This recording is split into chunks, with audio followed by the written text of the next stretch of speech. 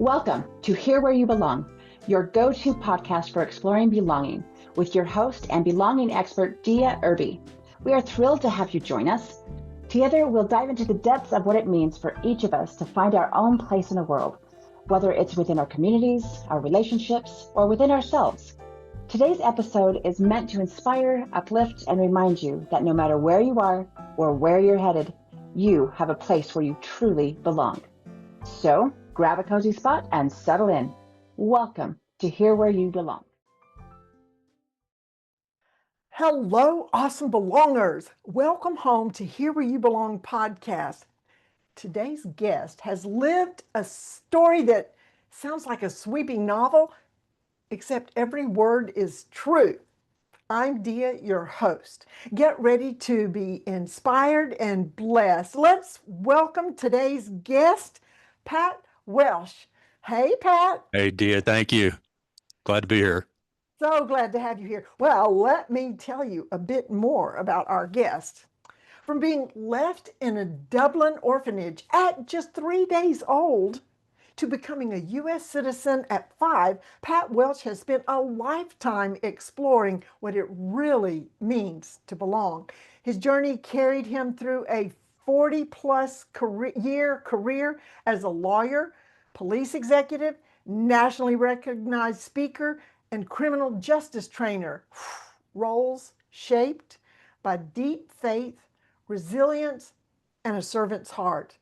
Pat is a devoted husband of more than 44 years, a proud dad of 5, and a grandfather of 2. And his story holds incredible highs and heartbreaking lows, including the loss of his youngest son while serving overseas in the U.S. Air Force.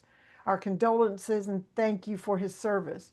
It's all chronicled in his book, Warrior, Servant, Leader, Life Behind the Cross. Oh, get ready to be inspired as we talk about courage, faith, and the lifelong race to find where we truly belong. Please welcome Pat Welsh. So, Pat, any corrections, additions, subtractions? Did I get it? You got it. You got it. I'm flattered. Like you want to go meet this guy, Yeah, right? yeah. Okay, well, as you know, this podcast is about belonging. And we just want to hear your belonging story. And you've got so many parts of it. Just the mic is yours. Take it away. Awesome. Thank you. Thank you. Well, yeah, I was born in Dublin, Ireland. My birth mother was a widow when I was born back in the 50s. And she put me in an orphanage, and I lived there for 16 months till I was adopted. So I guess my belonging journey began once I, quote unquote, had a real family, which adoptees, it's not our real family, it's our family. And that was my journey. And the foundation of that journey from the day I was born until today is I was raised in a very strong Catholic Christian faith and community. My first grade school was 1,200 students, and it was a Catholic grade school in Kansas City, Missouri. So Were your adopted parents American? Yes. Okay. Yes, they went through Catholic Charities. The Order of Nuns in Kansas City knew the Order of Nuns running the orphanage in Ireland, and quite a few Irish kids ended up in Kansas City and not kidnapped kind of thing. I had legal adoptions by both countries, authorized everything. But I've just been surrounded my entire life with that Catholic tradition, and my father, his family. Not my birth father, but my dad. Right. His family came from County Limerick. So I had some of that Irish Catholic tradition. My mom's family were French German that had immigrated from New Orleans up to Cincinnati, Ohio. So I had that, which are two really interesting cultures to be like the UN. You grew up in the UN. Well, the Irish are real stoic, and if we ignore something long enough, it'll go away. We hope. And whereas my mom, the French German, very strong-willed, had the look. That's all she had to do was give me the look, and I'd take off running. But that faith-based bringing up in the church, as an altar boy, I mean, I knew the Mass in Latin. That's how old I am. Wow. But that faith has carried us through. My wife and I, we've been married 45 years. Our first pregnancy was a miscarriage, and faith carried us through that. And she was diagnosed with ovarian cancer in 2004, and she was in Bible study fellowship, the women's Yeah. group, and we started. It was like from diagnosis to surgery was 3 days, and she experienced a full-blown, documented miracle. I mean, the doctor even said, I don't know what happened, but the long and short of it is. What was supposed to be a 4-hour surgery was 45 minutes, and I documented in the book. I called it a holy moment, and when they opened her up, the the cancer on both of her ovaries was dead, because the ovaries had twisted like a balloon after you blow it up, and the ovaries killed themselves, the blood flow, so it killed the cancer. And both ovaries were on the same side of her uterus. He goes, none of this is medically possible.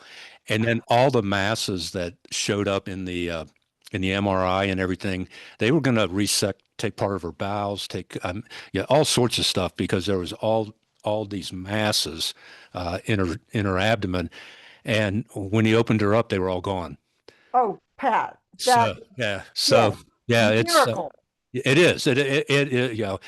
It is a miracle. And I also talk about it in the book, and I wrote another book called Warrior Servant Leader: Life Behind the Badge, which kind of chronicles my policing.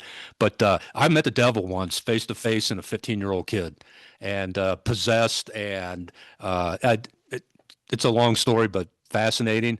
And I was never more scared in my life as a cop than I was with dealing with this 15-year-old.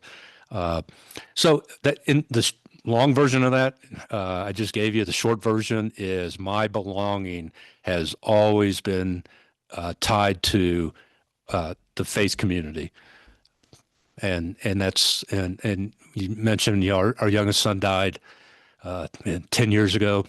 Faith is what got us through the grief, and the church. Within the Catholic Church, there's a program called Harvesting Your Tears. It's like 12 weeks long, all biblically based, and dealing with grief. That was our group. That's who we belong to. So that's what belonging means to me. And I know you and I think we talked about it. Is, to me, belonging's not a feeling; it's a mindset. And when you commit, you know, the greatest commandment: love the Lord your God with all your heart, with all your mind, with all your soul, and all your strength. If that's living intentionally, that's not a feeling, because we all have good days and bad days. Mhm. And some bad days last a lot longer, like losing a child. But if you have that mindset and that foundation in faith and belief, uh, that's what carries you through. And you do that in community and belonging to people that have the same, faith you have. So That, wow. Well, so do you have those two books, Behind the Shield and Behind the Cross? they're both on Amazon. Yeah. Excellent. So tell me a little bit more about meeting the devil face to face. Glad that you belonged to Jesus. Yeah. So, got a call, my partner and I, who was like a power lifter. I mean, the guy was Charlie Conrad, man. He was strong and like a fire plug. And we got dispatched on this call of a family disturbance. And as we're coming down the street, this 15-year-old is coming up the street on the sidewalk. We thought he had a knife in his hand. It was a shard of glass. He had put his right arm and fist through a plate glass window, and he cut the artery in his, in his arm, and he's severed the tendon. And it was like Night of the Living Dead. He's just kind of, marching, very catatonic. And he focused on me because I was the passenger. So when I jumped out of the car, that's who he saw. And he didn't see Charlie go around behind him. And Charlie, and I'm yelling at him to drop the knife, drop the knife. And and he didn't. But Charlie came up behind him and bear hugged him and pile drived him down right next to the tire of the car of our cruiser. And this kid's squirting blood, and Charlie's trying to hold his legs down. I'm putting pressure on his arm. I grabbed a towel and called for a medic, and we actually got him handcuffed because he was starting to flail around. And we called for a medic, which was only like 3 blocks away. It seemed like forever, but they were probably there in 2 or 3 minutes. But it seemed like a half hour, and we got him on a gurney face down, and there's a female medic, and another medic was driving the ambulance. So we got him into the back of the medic, but because he's bleeding so bad, and I'm trying to keep pressure on it, and the hospital is only 5 or 6 blocks away, the female medic just sat in the jump seat. It's like there's nothing she could do because we couldn't let go of this kid, and Charlie is actually sitting on the gurney holding his legs down, and the kid, he's 15 years old, he just starts doing leg lifts and he's lifting Charlie up in the air. And then this is where Satan comes in. This kid looks at the female medic, and in this, I mean, made for TV horror movie voice, very graphically is saying what he would like to do to this female medic. And then he takes the sheet of the gurney and in his mouth, and he starts growling like a dog, and he's shaking his head and he's frothing. And then the next thing is he starts crying, and in his little tiny voice he's going, "Please help me, please help me." And then the horror movie voice comes back on and goes, "I mean, you can't have him, he's mine." And I'm like, holy crap. And I carried a crucifix in my pocket, and I'm telling you, I so wanted to let go of him and grab that crucifix and put it on his forehead, like a movie. But Right. so all I do, this is all happening in Seconds. yeah, less than a minute. So I just start yelling at the medic, the driver. I'm yelling, "Go, go, go," and get us to the hospital. So they had called ahead. So he wasn't going into the emergency room. They took him straight through emergency up to the operating room because, I mean, he's got Squirting blood. yeah. And so the next evening, when we came on duty, Charlie and I stopped by the hospital, and the ER doctor, same guy, was there as the night before. And I had not told him about the what happened Right. to the medic. I go, "So hey, what kind of drugs was that kid on?" And he goes, "None." He goes, "It all came back. No alcohol, no drugs, no PCP, absolutely nothing."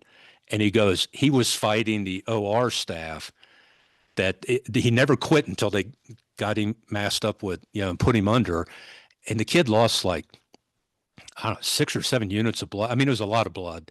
Right. And he goes, "Sadly, though, we were unable to reattach his tendon. So his hand's going to be permanently crimped to some degree." But he goes, uh, "That kid was not on anything." And then I told him the Paul Harvey, the rest of the story. The rest of the story. And Yes. he goes, "Well, that would explain why what the OR staff encountered was very like and similar." And so, and then the family moved out of that. It was a public housing unit, and they moved out, I think, within a few days of him being out of the hospital. And I never heard the rest of what happened with him. But yeah, that was my encounter with the devil. Yeah. And people don't believe that the spiritual realm is real. Yeah, yeah. But there's a flip side to that. I had a guy that looked exactly. I called him Mini Mike Tyson, young black male, 28, looked just like Mike Tyson. And the long and short of that was we needed to get him to a hospital. We thought he was having a mental breakdown based on the call, and he just kept rocking on the floor and going, "Oh God, oh God!" And it's a plaster wall, not drywall, and he's knocking the plaster off the wall on the other side of the room, and he's just banging. And so I asked his mama was there and a couple aunts and uncles. I said, "Is your son religious?" Because we're trying to talk him into going with us and not have to fight him. And he's very catatonic, and he's sitting on the floor. He's drenched in sweat, no shoes, no shirt, no socks on. And she goes, well, my husband was the pastor at our church and he died 3 months ago and they were very close. And he's separated from his wife and kids. And tonight he just snapped like this. So I went in and I squatted down and kept my distance. And I go, who do you pray with? And he stopped rocking and he turned and he looked at me and he goes, nobody. And I'm looking at his eyes. His pupils were normal. I don't know why he was sweating so bad, but he's not on drugs. I said, How old is he was about 30. Okay. And I said, well, isn't there some scripture that says where two or more gathered in my name, I'm there with you? And he said, yes, sir. And I'm like, man, he's polite and not on drugs. I go, well, if I agree to pray with you, will you agree to stand up, get dressed, and let me take you to go see somebody at the hospital, talk about what's going on up here? He said, yes, sir. I said, then get dressed. And he got dressed and I took him out to the cruiser, no handcuffs. He did ride in the back seat behind the cage. I didn't just, Yes, smart. yeah. Born, yesterday. Yeah. And then I prayed with him and then I took him to the hospital. And it turned out I went to the hospital the next night to check on him, and he had already been released. It wasn't a mental health crisis. He had pneumonia. He had 103 temperature, and all the stress and everything going on in his life, and on top of that, having pneumonia and a fever, he just had snapped. But what brought him out of that stage was, hey, I'll pray with you, and he understood the value and the reality of prayer. Wow. So, okay, you were active duty police, Yes, right? ma'am. Yes, ma'am. And that's okay for you to do that. Yeah. Yeah, it is. In No, fact, nobody's going to say you can't be religious with people. I actually got a written commendation from the police chief. We were a 500-man department. I got a written commendation. My sergeant wrote that up and sent it in for a commendation. That this is way before the advent of de-escalation and all that stuff. That I stepped up and stood on my faith and and we resolved it without having to go hands on. Wow. And the chief gave me a written commendation. So So what year was that? Do you remember? Or how that was mid 90s. yeah. Okay. Would that could be done now more? No, well they do, and there's actually a great video of a guy in Charlotte uh, that sat down. It made the news, made national news. That he sat down with uh, pardon my expression, but this is the only way I can describe him is he look how what's the cartoon the movie with Shrek. He Oh, looked okay. he looked like Shrek. Okay. And he was a teenager. He was 15, 16 years old. He was huge and he had intellectual and developmental disabilities and was having a meltdown. And this officer just sat down and it was at a outdoor basketball court. And he sat down on the ground and just talked with this kid. And I know he didn't talk about praying or whatever, but I could tell from watching the video, hey, this guy's a faith-based cop. And and he wasn't trying to ask him, well, did you get training on this? He goes, no, it's just who I am and how I treat people. So, Wow. Oh, it's so fascinating. So we're going to have to encourage our audience to get your books because I'm sure this is just not even a tip of the iceberg of all the stories you have. But we're going to take a little break and be right back with the fabulous Pat Welsh. Be right back.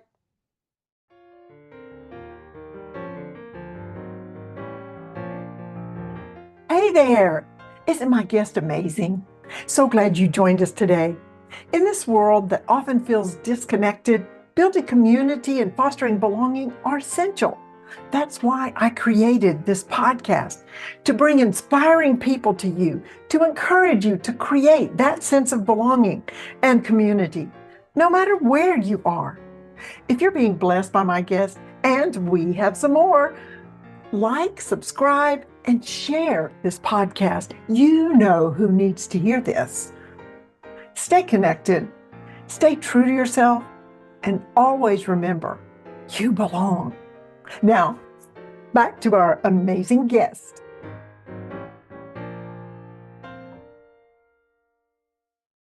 And we're back with fabulous Pat Welsh with so many stories. We don't have time for all of it. And if you've watched this at all, you know on the second half of this podcast, I like to ask my three favorite questions. The first one is, what do you consider is your greatest accomplishment? Being married 45 years. And I always qualify this because with cops, a lot are divorced, remarried, divorced. So I kind of, when I talk to cops, I go, yeah, I've been married 45 years to the same woman. So That is an important qualifier. yeah. And I think it is because she is faith-based, came out of the Protestant tradition. And man, I'll tell you what, she has been my rock through a lot of stuff based on being a cop. I've been on Oh, over 300 murder scenes, and all that stuff takes a toll on you. And my accomplishment is that she uh, has supported me, faith, and she tolerated a lot of crap. So I'm just glad God. We met at an on-campus Saturday evening ministry, and so God is good. And well, so here's the secret. You picked right to start with. yeah, God picked right. Well, yes, yes, I feel the same way. I say 51 years of married blisters. But no, it takes a special kind of person. Now, did she know that you were going to go into law enforcement when y'all got married? No. Well, I didn't go her into. faith grow immensely because you'd be gone and she wouldn't know what was going on and she'd have to pray a lot. We were married 6 years and had two kids. And I actually was an assistant district attorney who became a cop. So I did it backwards. So Yes, you did. yeah, I've been a lawyer. Tell me more about that. I came home one evening after I'd been prosecuting cases for 4 years, and Marilyn goes, Pat, you're always in a pissy mood when you come home. What do you really want to do? And I said, I want to be a police officer, and I have since I was like 9 years old. She goes, then go do it. And so I did, and did Picked that. right. You picked Yeah. right. And I tease, I go, you're the success to marriage. I only needed to learn 4 words. Yes. Yes, yes, dear, and I'm sorry. But yeah, so yeah, that I really our marriage and what we've been through uh, over 45 years is a testament to God's faithfulness to us. And honestly, when I asked her to marry me, she goes, "Well, let me pray about it for a couple of days, and I'll get back to you." So it was not a because she was 21 and I was 23 when we got married, and she said, "I got to pray about it," and she How did. long? How long had you dated or known each other when you proposed? Depends on who you ask. If you ask her, we met when she was a sophomore. I'm sorry, when she was a freshman, and I was a junior. I don't remember meeting her. Uh, Okay. and we re-met in my book at the campus ministry, Saturday evening ministry, a year later. So, so that was November of 1974, or I'm sorry, 1978. And I asked her to marry me in my first year of law school in 1979. So we'd been dating about 9 months, and then we got married a year later. It's, really, I don't know why we got away from getting married young. It's like I got to get out there. I got to do my career. Our oldest grandson at 20, I think he was 23, and his bride was 23. They got married last summer. They said, "We know we want to be together, so we want to figure out life together." Hmm. And they had a number of, well, they felt like God told them they were right for each other, and then they have a vision for doing something for God together. So it's the picking of the person. Right. You got to find the right person. Be patient. Let God bring them Yeah, into your life. into your life. Right. Yeah. So awesome, awesome, and yes, you've been through so much, but you faced it. Had someone to face it together. Hmm. Absolutely. along with God. That's amazing. Amazing. Okay. My second question, and we kind of have covered it, and you may just repeat or add anything to it, but what makes you feel like, and it's not a feeling for you, what makes you feel like you belong? How do you know that you belong somewhere? It's that mindset. Everything begins with a thought, and your what you think and how you think creates attitudes, and then our attitudes are displayed in behaviors. You ever growing up, I don't like your attitude. Well, you can't read my mind, no, but I can see what you're doing, talking, how you're acting, and then repeated behaviors become habits, and habits become your culture, who you are, who your group is. And so I think the belonging is when I look at how people think, talk, and act, um, and I share the same thoughts, I share the same beliefs. That's how I Perspective. know. That's how I know I belong. Is Excellent. yeah, it's there. Well, I know that I would always remind my children, one of my favorite verses is Proverbs 20:11, I think. Even a child is known by his doings, Hmm. you know. So you're acting like that. So I know what you're thinking, how you're being, and what, Yeah. Well, Even and we were taught. I mean, as an adult, and I don't remember if it was James. I think it was James Dobson. Said, look at your child's five closest friends and how they act and behave. That's how your child is. That's what they're going to become. So if they're running with the wrong crowd because they want to belong to that crowd, I can guarantee you, if they're little thugs, your child's going to turn into a little thug. Uh, right, and so that's because we mimic who we belong with and belong to. So right. so that's kind of what I do. I look at people's thoughts, words, and deeds, and if they don't align with mine, I don't want to belong to that group. Well, in your police life, I know that you probably came across multiple gangs and members. And um, what is your take on young people that join these? Maybe they were the nice kid, but they're just not feeling like they belong anywhere. And the main motivation for being a part of a street gang or whatever is to satisfy what I feel like everyone has, a desire to belong. Yeah, absolutely. And I give you Exhibit A. I helped put a guy in prison, Mark McGuire, not the baseball player, the famous baseball player, a different baseball player. He was a college athlete or a high school athlete in Dayton, Ohio. Great baseball player. Offered a full ride to is it Florida or Florida State for baseball, and he thought slinging dope was okay. And I was part of a team. We arrested him. He was 18, 19 years old, and he got a long federal prison sentence, and he finally got out when he was about 29 years old. And in prison, he got his undergraduate degree, got a master's degree in divinity, now has a PhD, and he's the bishop of a denomination, and is now the guy that is in the street telling these kids this is no way to live. So there is redemption. That you keep praying for people, and they'll they may turn their heart to God and they may not.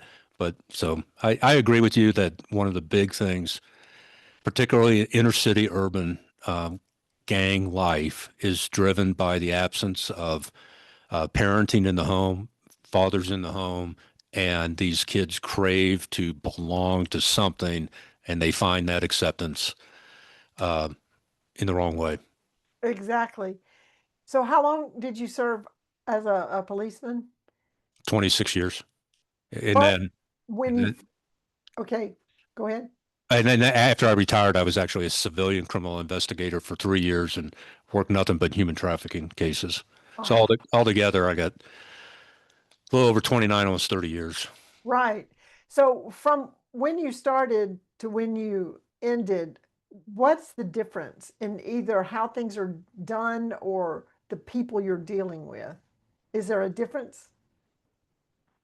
Would you say Um, yes and no. there's bad That's a people all that's a complex question. I think what has happened is in law enforcement, particularly from the law enforcer side of things, that law enforcement has evolved into being more less enforcers and more problem solvers, and recognizing, for example, in domestic violence, that changed dramatically during my career. Uh, right now, the growing awareness in law enforcement of dealing with people with intellectual and developmental disabilities, autism, and that the old ways of, because here's how I was taught. I'm going to ask you to do something, you don't do it. I'm going to tell you to do it, you don't do it. Now I'm going to make you do it. And we called it ask, tell, make. We have evolved from that to de-escalation, to crisis intervention, to intervention with disabilities, in folks that don't belong in the criminal justice system. So that's probably the biggest change that I've seen from the early 80s to now the 2025, is an evolving of the mindset and communication and interacting skills of police officers, less enforcing the law and more trying to solve problems. And what's your take on that? It's good. It's a good thing. In fact, it's a great thing. Well, everybody out there doing something wrong is not necessarily, I mean, everybody's different. They could be doing something wrong for lots of different reasons. Mm-hmm.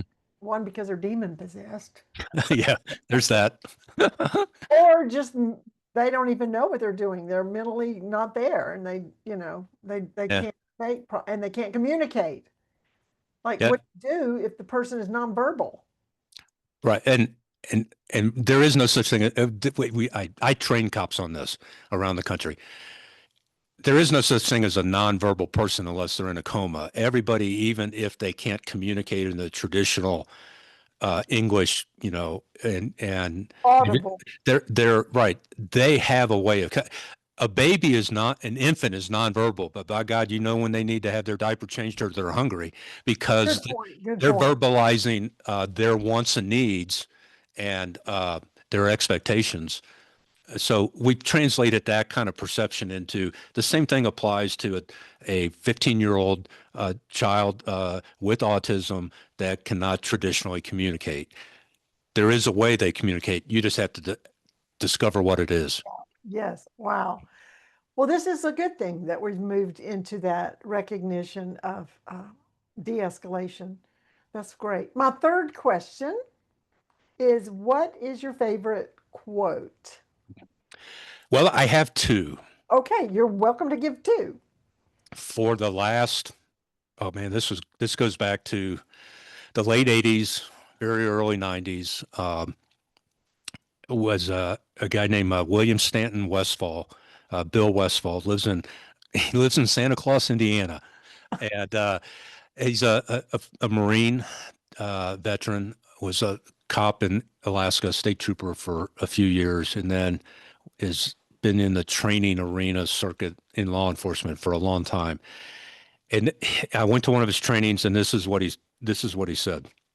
So it's my favorite quote.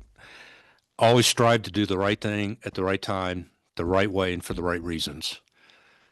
And that's that's thousands of books into one sentence, Absolutely. Yeah. It's definite specific guardrails too.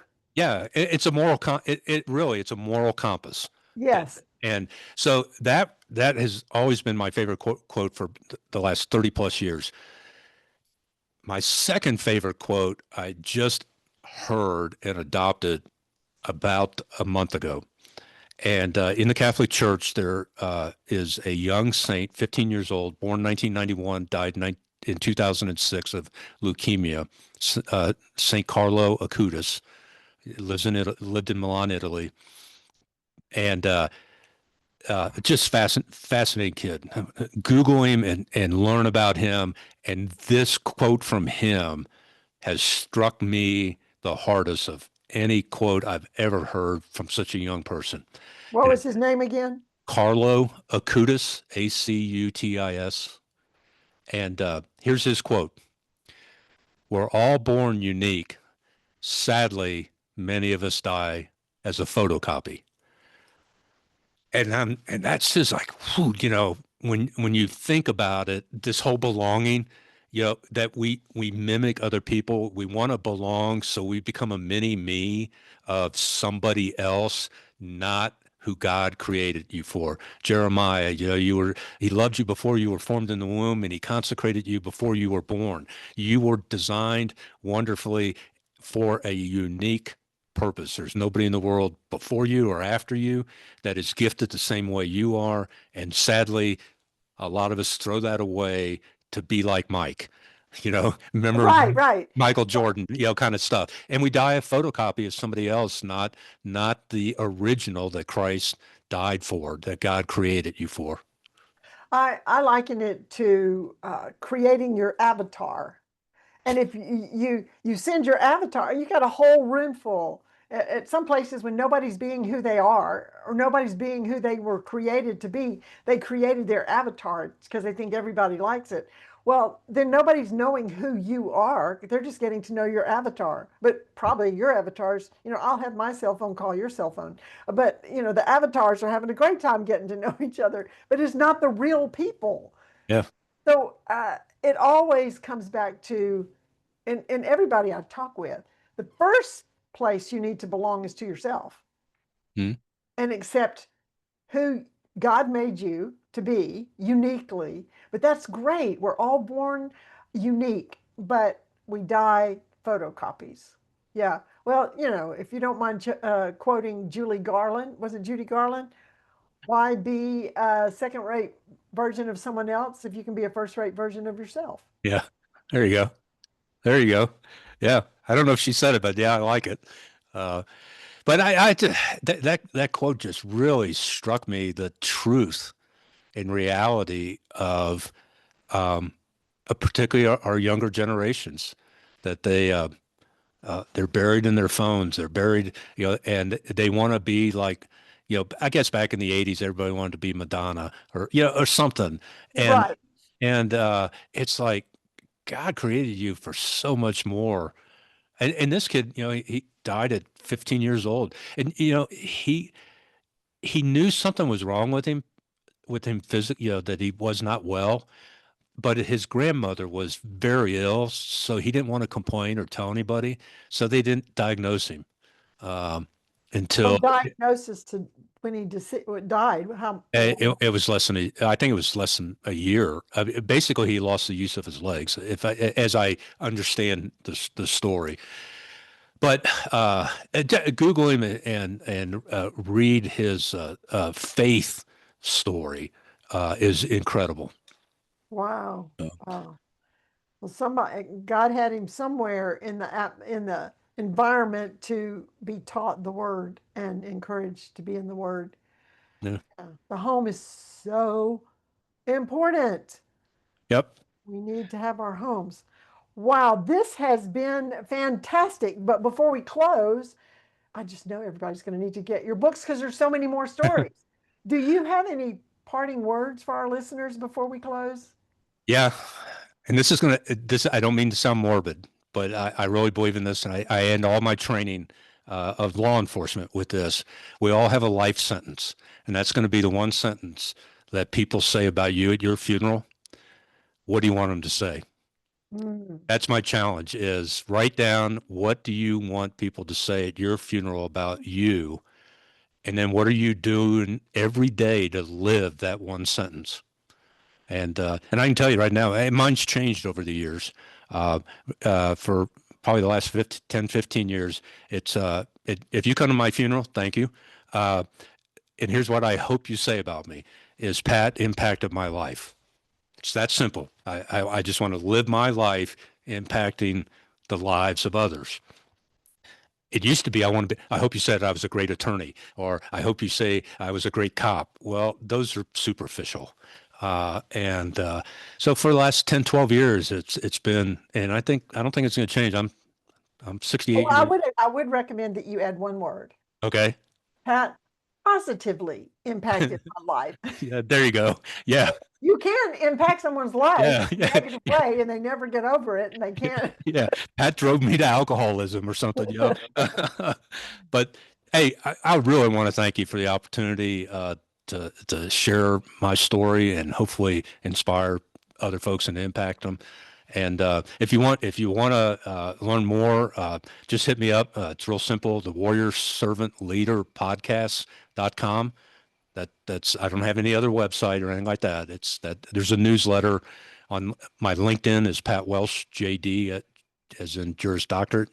And I have a Warrior Servant Leader newsletter on my LinkedIn page, and join. We're about 850 strong right now. So Wow. join us if you're on LinkedIn, and check out the Warrior Servant Leader podcast.com and all my episodes and some of my other stuff. My books are on that website. Excellent, excellent. Full of wisdom and very entertaining and inspiring. Thank you so much to my amazing guest, Pat Welch. Thank you. And to our listeners, belongers, stay connected, stay true to yourself, and always remember you belong. This is Dia Irby with Here Where You Belong podcast, signing off. Bye.